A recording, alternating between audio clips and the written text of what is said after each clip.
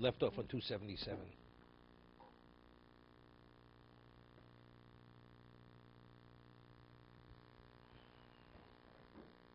Is David away? Where is it? Business or vacation? Interesting.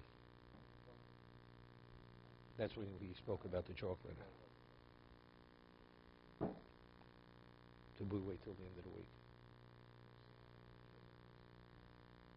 It's a busman's holiday? Took his wife with him? Okay. Okay. We left off Zion. We just did the Mechaber. We did the Rama. Mitzvah le'nicho b'tefach hasomoch le'pesach mismol. There's a mitzvah that the candles should be within 4 inches of the Pesach on the left side. They stay mezuzah miyamin, v'ner Chanukah mismol. So the mezuzah is on the right side, and the menorah, ner Chanukah, is on the left side. V'mein mezuzah the Pesach. If there's no mezuzah in the entrance, meinicho b'yamin, because every mitzvah should be to the right.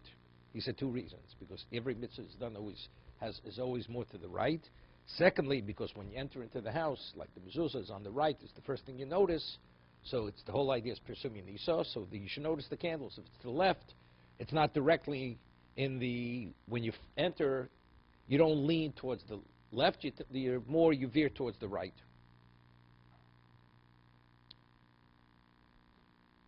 If you put it on the door itself, you put it towards the left. Hagor, this we're holding. Today that we all light inside the house. And therefore there's no heker to the people who walk on in the public. So therefore, you don't have to be concerned if the, what do we say tefach? Because tefach, people identify that menorah with the person living in the house. But since today we all light inside, so even if you light it on the outside, even though what does one thing have to do another? The reason why we didn't explain why we don't light it on the outside. If it's a question of sakona, okay. So if you're able, this person's in a situation where there's no sakona. He says, nevertheless, even though today most people light on the inside, we don't light by the doorway, so it doesn't make a difference whether people identify it or not. Even though when you light in the window, people definitely identify the menorah with the person with the household. No, it's in the window. Inside, it doesn't make a difference. No, but exactly, that's what I'm saying. He says, nevertheless, even though that's not the minig is, we still keep it within 4 inches of the Pesach, as they did in the olden days. Unless there are multiple people in the family. Again, this is only true if you just put candles down. But if you have, let's say, a menorah, each one menorah which is distinct, right, then it's not a question, because each lighting is a separate lighting, just the nature of how you do it. So you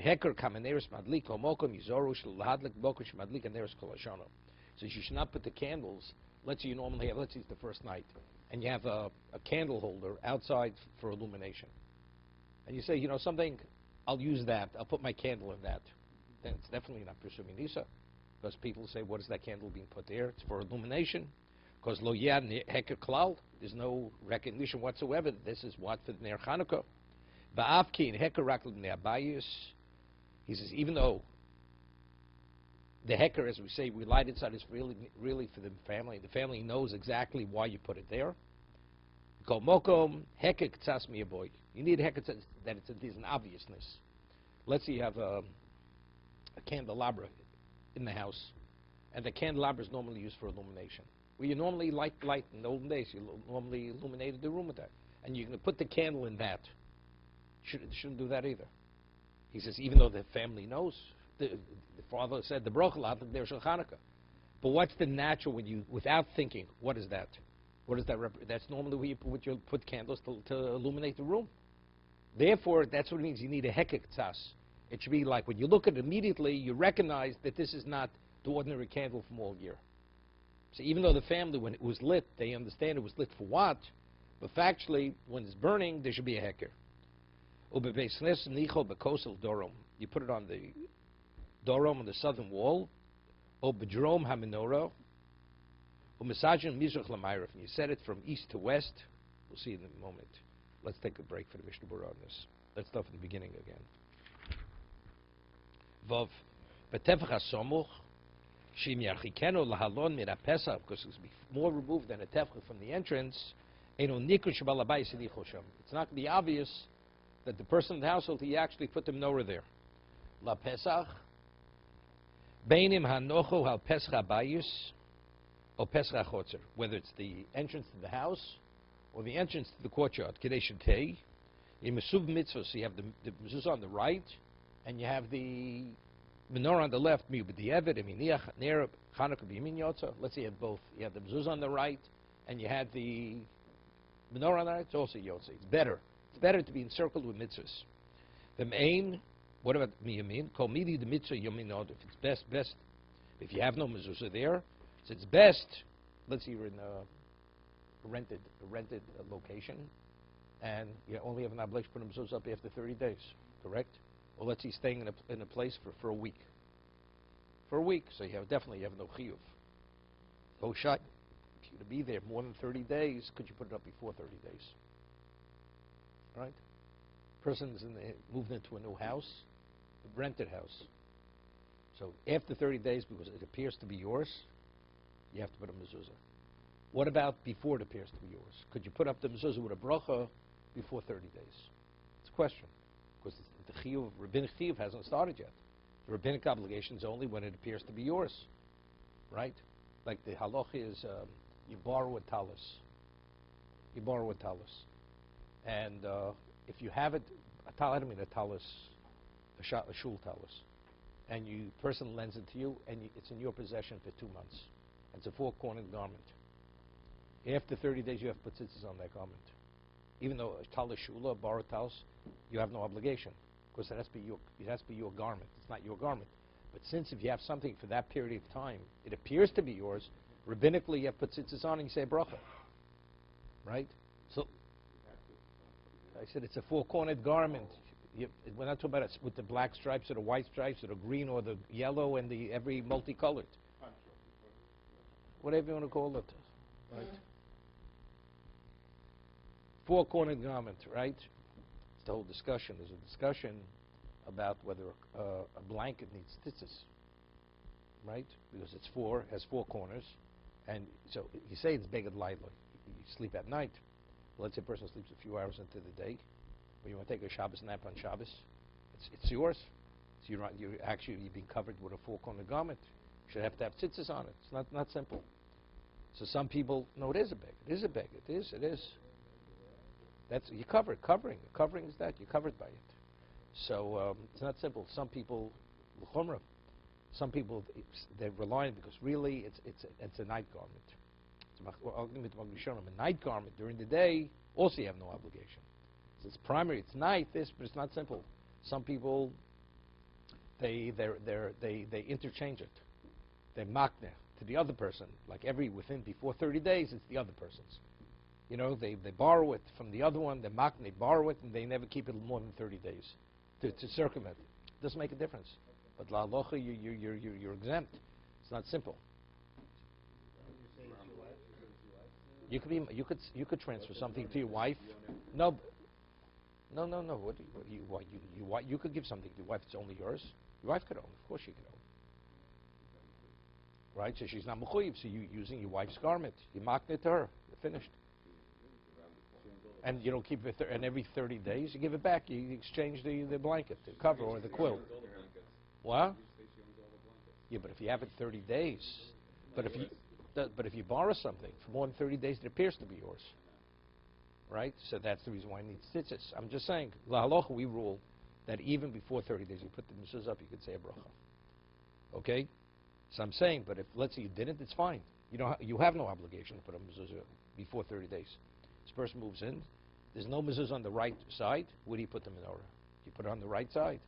That's what he's speaking. Doesn't mean necessarily there's no doorway. No, the doorway hasn't yet been put in. Okay.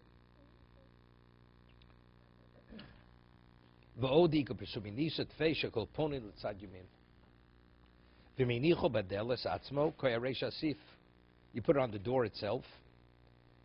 Bechetzio shel kniso dahainu makom hadele shenichvas mishom toch habayis yichalkenu l'shnayim b'chatzi anot letzatzmo shu neged ha'mesuso. You divide the door in half. There's like a ledge on the door. Shemezuzah b'min shem yenecheno mash mized yochel aniach b'chol shetach osa chatzi.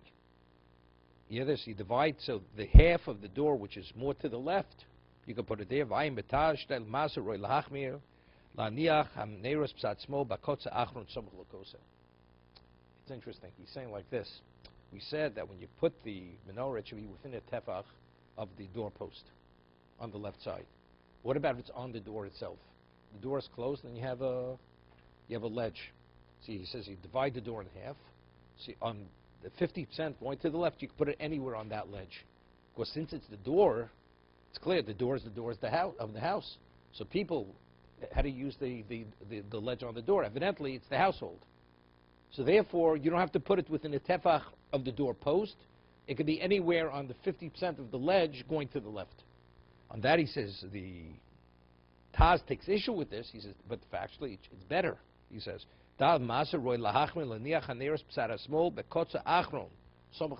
should be at the very end.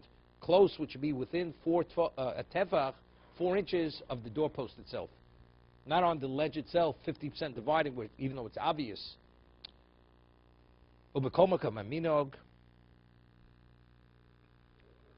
He says, although today when we light it primarily for the family, to presume this is for us, but nevertheless, the midig is we do it on the left.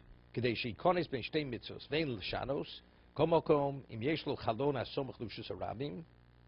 he says, if that's the case, if we're saying the primary reason, we presume this is for the family, so why even put it in the window, right? He says, if you have a window facing the public area, the public thoroughfare, you're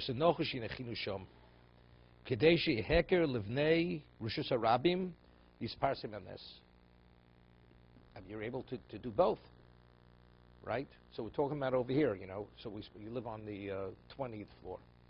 20th floor is more than 20 amos, right? So people in the street, it's beyond the eye range.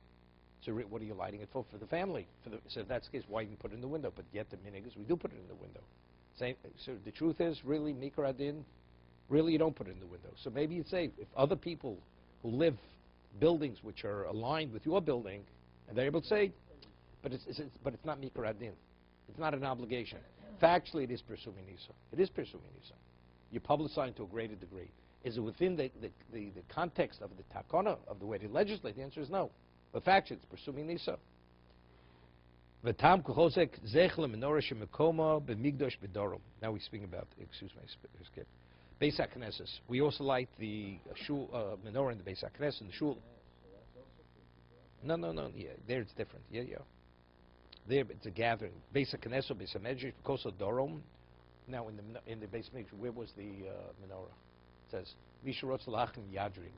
If you want to become wise, you should turn, when you say the Amidah, Shemon Esrei, it should be in a southerly direction. Mirotza Lahashir, it's Yatzbin. If you want to become wealthy, it should be in northerly direction. Why? Because in the Heichol, the covered sanctuary, the menorah was on the right, the southern wall, and the shulchan, the golden table with the showbread, which represents wealth, was on the northern wall. So Misha Rotze Lahachkim is Yadrim.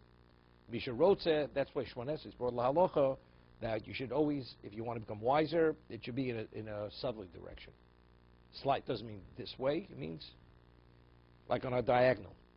And if you want to become wealthy, it should be in a northerly direction. Okay? So the same thing, since the menorah itself is represented, we're commemorating the menorah in the Beis HaMikdash, the oil burnt the multiple nights. So therefore, we do it.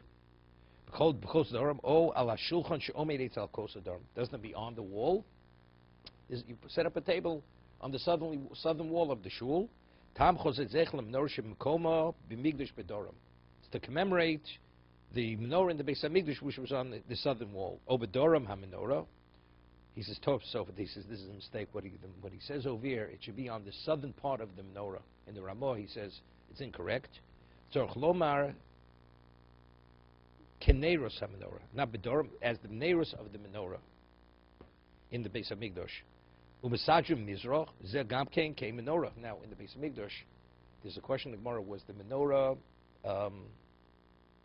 lengthwise against the wall? It was on the southern wall, but was it from east to west, or was it from north? Was it from north to south? But it would happen to be the southern wall, right? That's the question. So he says, "Mesajim ze gam kein ke menorah da ner say musdor b'migdash b'mizlach l'mayrav." It was from east to west. Keisar gam kan neres Chanukah v'dadish meshron svir lo daf menorah hiso medis bedorom komokom neresel hi mustor mitzof ledorom. This question: Meila liditu gam neres Chanukah yeshsad bofen ze yishim kom shenogu kain vein limchos bom di yeshlem amal lismoch. Okay, so let's say the way we have it. We face Mizrach. We face Mizrach. So how do we light the menorah? We light the menorah, which means it's on the southern wall, but the menorah is like facing, all 8 candles are facing a parallel to the wall, right? So it says from east to west, that's how you're lighting them, right? The Mizrach, you always start from the right side. No, that's the lighting. The lighting is 2 separate things. The lighting is something else. We're talking about the order, the direction of the menorah, okay? It's going from east to west. From west to east, right? With the Mizrach is in front, from west to east. Lamarov v'amadlik omeid achrov ledorom. He says the one who lights the candles, even though in shuls they don't do it this way. Depends. I know some people have it on the table by the southern wall, and the person who lights it, he stands behind the table, not on the back side of the menorah. He says how it should be lit. His back should be to the south, uponov litzofo, and he's facing north. You have this? That's not the way they do it in the shuls. Very often they have it on a table, and the table is against the wall. Right, so they can't stand. They can't stand because the table is pushed against the wall, and they have the end of the table. So he stands between the table, and he lights the menorah, right? So he says, but the way to do it is, really, he should be behind the menorah. Achrov ledoro, part of litzofo. He's facing west, north. Umaskal mimino, and he starts from the right. Shoots hanera somach loren kodesh. Right. V'shavmosav olich maskal had miasmolik. He's starting from the right, and he's lighting, which is the side of the Aron Kodesh, which is in the east, and he's lighting towards the left. Uponim limino chuvas chasam sofer. Ayin lekamon sof simin tov reisha. Involve mashnichta b'zeh. But it's not simple. That's not the way they do it, right? So they could do it that way, but they don't. Umadlikin u'mevorchim. Okay, now the menorah in shul, nobody's yotze with that. Correct? When you go home, everybody lights with a bracha. But yet in shul, the person lights, and the person lit in shul, he lights again when he goes home. What is the lighting at shul? Purely, excuse me. Thank you. Purely for suminisa. It's only because since it's a public gathering, right, before Ma'ariv or after Ma'ariv, therefore you light it there. Umadlikin vorchim, abis the knesses urak min hoga. It's only a minog. Kol moko mivorchim olov k'mosh vorchim alahalu the rosh chodesh shein el minog. See, this is not simple. No, you can't be outside. It's not your location. But he's saying something interesting. Sfardim, except for Moroccans, Syrians, Iraqis don't say a bracha on Rosh Chodesh, on Haleh, because it's only minhag. Moroccans do like the Ashkenazim. It's a machlokes, 2 opinions in Tosos. But again, but he says the reason why you say bracha in shul, because you say bracha on a minhag like Halel and Rosh Chodesh. So what about the Syrian who doesn't say bracha on Halel and Rosh Chodesh? He said what? He doesn't say a bracha on the menorah in the shul. They do. Im ovel bispal be'erev Chanukah. Is an ovel this for a gabbai. The ovel wants to daven mincha erev Chanukah. Does he go to the Yomud? Right? Im ovel mispal be'erev Chanukah. He can. In fact, he can. Madlik odom acher haneros. He should not be the one. If the ovel let daven erev Chanukah, you should have somebody else light the neros. Bishum shechionu the mevorchin ozu minkad. The simcha he lets If it's a time of joy, this man, what does he represent? He represents Avelos. It's not appropriate that he should say the bracha. At home, he says the bracha. But this is for the tzibur. He's not going to say, right, he doesn't go to Halil. Even if you hold the Rosh Chodesh, Ovel is permitted to daven, like the Vilna Gaon, Halil, some people they go till Halil, somebody else takes over. Right? Halil not. Vein Kadai Ovel Yadlikem, Ava Bebeso Yochlevar Shechion. See, therefore, let's say you have nobody else who knows how to light, and he's the one he's only literate to say the bracha. He'll light and say with the bracha. But in his house, there's no question. Yochlevar Shechion, Avoshar Avis to Chanukah. But the other nights of Chanukah, we don't say Shechionu. Yochlov lahadlik ner Chanukah. There's nothing wrong with him lighting the candles because he's not saying Shechionu. Umispalel ha'ovil b'Chanukah mincha u'mayrov. Here it is important. Mincha u'mayrov he does because there's no Halil. Ubetuv ubishvat. Tu ba'ov ubishvat. Yeah. Tu ba'ov ubishvat. V'lag ba'omer less Halil. Ha'ovil mispalel shachris gamke. So it seems to be from him. Even Shachris, he should not daven a Rosh Chodesh, even though some people go up till that and they give it over. He says from Mishna Berura it seems to be even Shachris. Because since Shachris is the time of Halil, he should not even daven Shachris for the Yomad, an Ovel. And that's the minhag. It's the morning service. Right? There's nothing wrong with that. It's mean now, because you don't even Shlich Tzibur. You know, in Eretz Yisrael, and certainly in most yeshivas, you don't even have Shlich Tzibur going up until Yishtabach. Nobody's even up there till there, right? Because you're not being motzi anybody, right? Then you're about to start. You have Kaddish and you have Baruch Hu, so that's the reason why the Shlich Tzibur goes up then. Okay, Ubechol Moed, Davi Ki Yom Tif. What about Chol Moed? Yom Tif. Manat L'fom Lo Niach Ovel L'Spal Mincha Ma'ariv. Here he was leaving the question. He's quoting the Pri Megadim. So Chol Moed already, that's already Yom Tif. He says there were times that even Mincha Ma'ariv he wouldn't let the Ovel go down. There's no Halal, but since it's Chol HaMoed, it's more than Rosh Chodesh. Therefore, but it seems to be, he says, Motnati L'fomim. Not always. The Pri Megadim would allow people, an Ovel, to go even on Chol HaMoed to daven Mincha Ma'ariv. By Hasidim, the Machmir to the nth degree over here. On Rosh Chodesh, Ovel never goes even for Mincha Ma'ariv. Erev Rosh Chodesh, in terms of, I'm only worried it's because Belza Hasidim, also what's his name, Eli Fink, during Aseres Mei Tshuva, I think even during Elul, when they start saying L'Dover Hashem Ori, they don't go to the Yomud. They don't go to the Yomud already, a novel. To be continued. What?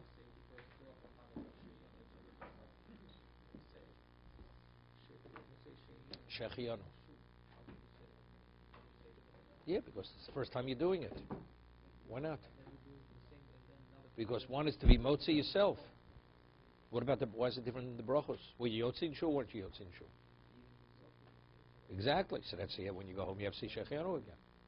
It's a different mitzvah. It's a whole different concept.